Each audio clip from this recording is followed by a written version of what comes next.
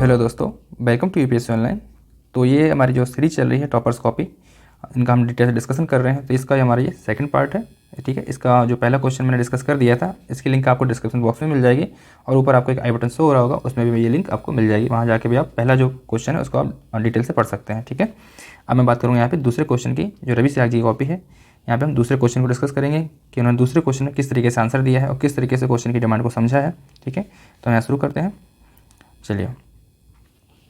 तो यहाँ पे क्वेश्चन दिया गया है, क्या 21वीं सदी में लोकतांत्रिक भारत में राजद्रोह कानून को जारी रखने के लिए वैध तर्क विद्यमान है? इससे संबंधित वाद विवाद के आलोक में चर्चा कीजिए, ठीक है। ये क्वेश्चन दिया गया है, इसको मैं इंग्लिश में पढ़ देता हूँ। Are there valid arguments for continuing with sedition law in 21st century democratic India? Discuss in light of the debate surrounding it, ठीक है। 150 मार्क्स में 150 वर्ड्स में आपको ये क्वेश्चन लिखना है और 10 मार्क्स का ये क्वेश्चन है। अब मैं इसको पढ़ता हूँ हिंदी में। इसको जो सॉल्यूशन दिया है रवि सिहाग जी ने, इसको मैं पढ़ता हूँ।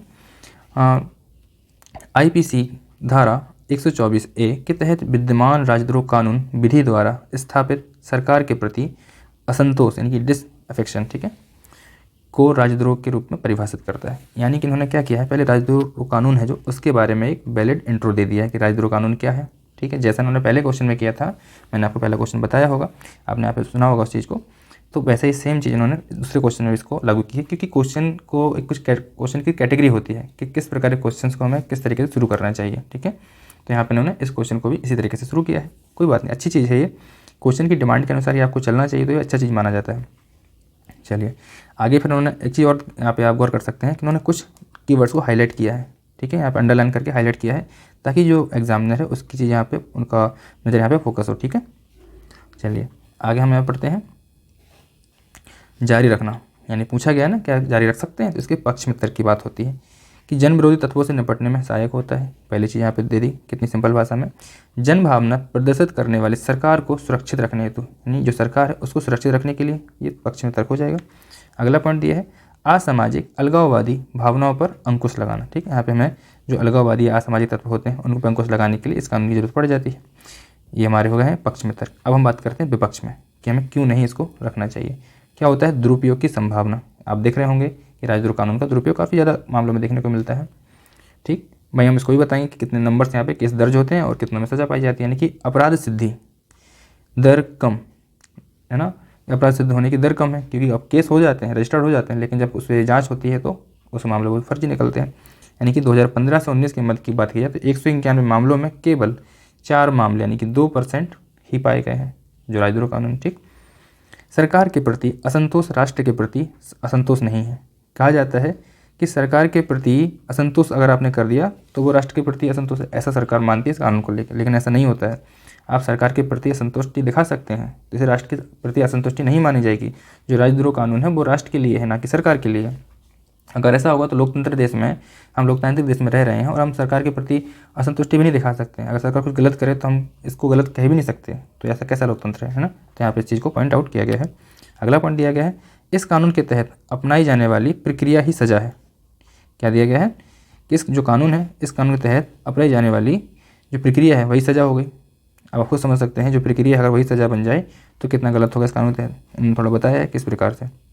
एक होता है कि लंबा जो ट्रायल चलता है वो प्रक्रिया हो जाती है, ठीक है, और लंबा समय लगता है इस ट्रायल में, तो वो खुद ही सज़ा बन जाती है। अगला पॉइंट दिया गया है मीडिया ट्रायल। जो मीडिया ट्रायल होता है देशद्रोही का दर्जा आपको मिल जाएगा। सज़ा, कानून आपको सज़ा दे या न दे, मीडिया सोसाइटी आपको सज़ा दे देती है आपको मेंटल हरासमेंट करके।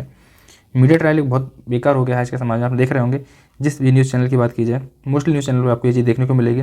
कोई भी केस हो, जैसे अभी श्रद्धा मर्डर केस इतना ज़्यादा छाया हुआ है, मीडिया वालों को देश के किसी और मुद्दे से कोई मतलब नहीं है। यहाँ पर सरकार की गाइडलाइन भी आ गई है कि आपको 30 मिनट का शो दिखाना है जो कि सोशल मुद्दों पर रिलेटेड हो, ठीक है। तो वो भी अभी तो पता नहीं कहाँ है, कब से लागू होगा, उससे कोई मतलब नहीं है। कि उन्हें चाहिए मसाला तो मसाला मिल रहा है, देश के मुद्दे से कोई मतलब नहीं है मीडिया को। हम देखते हैं मीडिया देश का चौथा स्तंभ मानी जाती है, तो आप देख सकते हैं कि लोकतंत्र का चौथा स्तंभ क्या काम करने में लगा हुआ है, राजनीति कहाँ से कहाँ पहुँच गई है। अगला पॉइंट आता है यहाँ पे, पासपोर्ट जब्त सरकारी नौकरी हेतु अनर्हता, यानी कि आप सरकारी नौकरी के लिए अप्लाई नहीं कर सकते, अयोग्य हो जाओगे अगर आप राजद्रोह का कानून या राजद्रोह का केस हो जाता है। पासपोर्ट आपको जब्त हो जाएगा, आपके पास सजा तो पहले ही मिल चुकी है। आपके पास सिर्फ केस ही दर्ज हुआ है और आपको सज़ा मिल चुकी है। तो ये इसके विपक्ष में तर्क है कि क्यों हटाया जाना चाहिए। यहाँ पे एक तर्क और जोड़ सकते हैं कि बहुत से देशों ने, यानी कि जहाँ ब्रिटिश के टाइम पे कानून आया था, यहाँ के आप देखते हैं जो ब्रिटेन में ही खुद का कानून नहीं है, ब्रिटेन ने ही इसे हटा दिया है। आप समझ सकते हैं, ब्रिटेन ही कानून लेके आया था, यानी ब्रिटिश सरकार ने यहाँ पे भारत में कानून बनाया था। भाई ब्रिटिश गवर्नमेंट है, वो चाहेगी ना कि कोई इंडियन यहाँ पे जो भी लोग रहते हैं वो उनके खिलाफ आवाज़ ना उठा सकें, तो वो कानून बनाएगी। लेकिन अब वो यहाँ से जा चुकी है, तो अब तो इस कानून को वैसे ही हटा देना चाहिए था। ये 18वीं सेंचुरी का कानून है, तब का कानून अभी तक चला आ रहा है। अब इसको जब ज़रूरत नहीं है ना इसकी, तो इसको हटा देना चाहिए, बहुत वैलिड माना जाएगा। ठीक है, आगे उन्होंने आगे की राह क्या की है, यहाँ पर हम सुनते हैं, आगे की राह की बात करते हैं। सर्वोच्च न्यायालय के केदारनाथ बाद बलवंत सिंह बाद दोनों ने बात की है 1995 व कॉमन कॉज मामले के अनुरूप परिभाषा परिवर्तन, यानी कि हिंसा शब्द का समावेशन किया जाना चाहिए इसमें।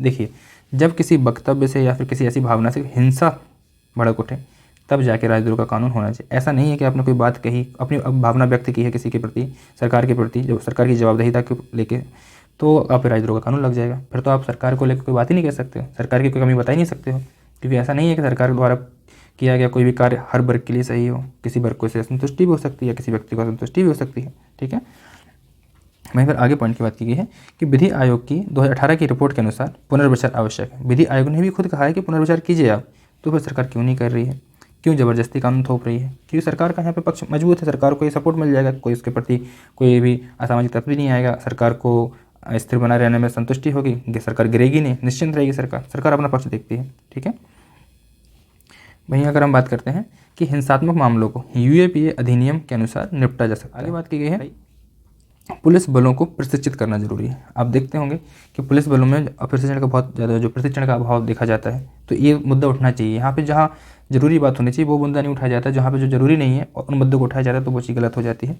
ठीक है, तो प्रशिक्षित करने की बात की गई है। सज़ा की तीव्रता व प्रक्रिया सुधार, तो सज़ा की तीव्रता और प्रक्रिया सुधार, जहाँ कि हमने भी देखा था कि मीडिया ट्रायल होना लंबा वक्त लगता है, इसमें ऑटोमेटिक सज़ा मिल जाती है। तो भाई अगर आप पहले से इस कानून में कुछ प्रक्रिया में सुधार कर दें, जैसे राजद्रोह कानून लगता है तो उस प्रक्रिया को कम रखें, क्योंकि ये जल्दी पता होना चाहिए कि इसके प्रति केस सही फाइनल हो रहा है कि नहीं हो रहा है, क्योंकि ताकि उसको वक्त का इंतजार ना करना पड़े। और मीडिया में जो चीज़ उछाली जाती है, देशद्रोह का ठप्पा लगाया जाता है, वो भी ऐसा चीज़ें ना आए सामने। क्योंकि बहुत बार देखा जाता है कि कोर्ट तो उन्हें माफ़ कर देता है, कानून में उनमें कोई गलती नहीं पाई जाती है, लेकिन मीडिया में समाज में वो गलत ठहराए जाते हैं। ठीक है, तो ये चीज़ बहुत गलत होती है किसी भी निर्दोष के साथ में। आगे भाई हम देखते हैं कि इन्होंने जो आगे की राह बताई उसमें क्या लिखा है कि असहमति व लोकतंत्र साथ चलने वाली, ठीक है, क्या बताया है कि असहमति व लोकतंत्र साथ चलने वाली प्रक्रिया है। लोकतंत्र में असहमति को दबाने पर यह विरोध का रूप धारण कर सकती है। बिल्कुल नॉर्मल बात है। इस रूप में उक्त कानून में संशोधन समय की मांग है। वहीं जैसा कि हम बात कर रहे थे कि इस कानून में संशोधन आप कर सकते, कोई दिक्कत नहीं है। इसको हिंसात्मक रूप में रखिए, हिंसा नहीं हो तो आप इस कानून को नॉर्मल रखिए, इसमें वो नहीं होना चाहिए। ठीक, तो यहाँ पर इन्होंने इतने अच्छे से आंसर को एलेबोरेट किया है और कितने अच्छे से आपको यहाँ पे आगे की राह बता दी है। एक सिंपल सा निष्कर्ष दिया है, कोई इसमें फालतू बात नहीं की गई है। एक पॉजिटिव नोट में हमें निष्कर्ष देना है, यहाँ पे कोई नेगेटिव बात नहीं करनी है। यानी कि हमें दोनों पक्षों को, ये सरकार है, सरकार का मुद्दा भी रखना है, और जनता है या पब्लिक है उसको भी हमें साथ में लेकर चलना है। यहाँ पे हमने असहमति और लोकतंत्र दोनों को साथ में लेकर चलने की बात कर दी है। ये दोनों ही अलग चीज़ नहीं है, एक ही चीज़ है। यहाँ पे हमें जनता की भी सुननी पड़ेगी और सरकार की भी देखना पड़ेगा। ठीक है, क्योंकि सरकार जनता के लिए आई है ना, जनता के अकॉर्डिंग ही सरकार चलेगी, तो यहाँ पे चीज़ देखी जाती है। ठीक है, तो ये क्वेश्चन था हमारा दूसरा क्वेश्चन। इसका एक बार फिर से मैं आपको क्वेश्चन पढ़ के दिखा दे रहा हूँ, ताकि आपको जो आपने जो आंसर पढ़ा है उसको आपको लेके थोड़ा एक समझ विकसित हो जाए कि किस तरीके से आंसर का एक पैटर्न है, किस तरीके से आंसर को हमें रखना है। ठीक है, क्या 21वीं सदी के लोकतांत्रिक भारत में राजद्रोह कानून को जारी रखने के लिए वैध तर्क विद्यमान है? इससे संबंधित वाद विवाद के आलोक में चर्चा कीजिए। ठीक है, तो लोकतंत्र की बात की, लोकतांत्रिक भारत की, राजद्रोह कानून, यहाँ के पहले के इंट्रो दे दिया राजद्रोह कानून के बारे में। फिर पूछा है वैलिड तर्क क्या होना चाहिए इसके कानून को लागू रहने के लिए, विद्यमान होने के लिए। ठीक है, फिर पूछा है इसके वाद विवाद के आलोक में चर्चा कीजिए, वो हमें करना पड़ा, यहाँ पे नीचे इन्होंने कर रखी है। कितने अच्छे से हमने यहाँ पे इंट्रो सर ने, जो रवि सिहाग जी सर है, तो यहाँ पे इन्होंने इंट्रो दे दिया है, आगे उन्होंने वैलिड तर्क भी दिखा दिए हैं, और उसके आगे उन्होंने एक आगे की राह भी बता दी पॉजिटिव नोट में। पक्ष विपक्ष, ये बहुत ज़रूरी होता है कि आपको विपक्ष में और जो पक्ष में इसके तर्क आपको देना चाहिए, क्योंकि अगर आप पक्ष विपक्ष में कोई तर्क नहीं देखते हैं तो वो चीज़ गलत मानी जाती है, या फिर इसमें माना जाएगा कि आपको समझ कम है चीज़ों की, तो ये चीज़ दिखा दिए यहाँ पे, और आगे की राह देके इस आंसर को अच्छे से समाप्त किया है। और बहुत ही पॉजिटिव नोट में इस आंसर को हमें रखना होता है। कोई भी आंसर होता है, अगर आप वहाँ पे आगे की राह दे रहे हैं, निष्कर्ष दे रहे हैं पॉजिटिव नोट में, तो ये एग्जामिनर पे एक अच्छा रिव्यू जाता है। उसको भी लगता है कि ये सिविल सेवक बनने के लायक है या नहीं है, क्योंकि एक सिविल सेवक के गुण होते हैं कि उसको हमेशा पॉजिटिव वे में ही काम करना है, चाहे सरकार के पक्ष में चाहे जनता के पक्ष में, दोनों को ही लेके चलना होता है साथ साथ में, और दोनों को ही इन चीज़ों को लेके अवगत कराना होता है। तो ये हमारा दूसरा आंसर था, हमने अच्छे से डिस्कस किया।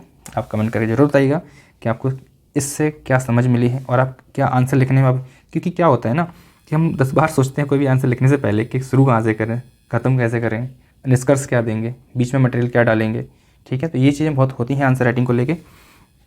तो ये इससे देखिए इस सीरीज से क्या आपको फ़ायदा मिलेगा। एक होगा क्वेश्चन की समझ, क्वेश्चन क्या डिमांड कर रहा है। दूसरा क्या है कि क्वेश्चन लिखना कैसे है, शुरू कैसे करना है, इस तरीके को आप जान पाएंगे। उसमें आपको किस क्रमवार, ठीक है, प्रेजेंटेशन कैसे देनी है, उसको भी आप अच्छे से डिटेल से समझ सकते हैं। एक निष्कर्ष कैसे देना होता है, कैसे कम शब्दों में अपनी बात रखनी है, कितनी सारी चीज़ें आप जो आंसर राइटिंग के लिए ज़रूरी होती हैं वो आप इस सीरीज़ से समझ सकते हैं, ठीक है। तो आपको अच्छी लगे सीरीज़ तो आप इसको कंटिन्यू रखिए, और जिसको अच्छी नहीं लगती है वो आप कोई बात नहीं, आप किसी और तरीके से इसको पढ़ सकते हैं, क्योंकि पढ़ना तो है ही, आपको यूपीएससी देना तो है ही, तो कहीं ना कहीं से तो आपको पढ़ना ही पड़ेगा, ठीक है। तो मिलते हैं नेक्स्ट वीडियो में, तब तक के लिए धन्यवाद।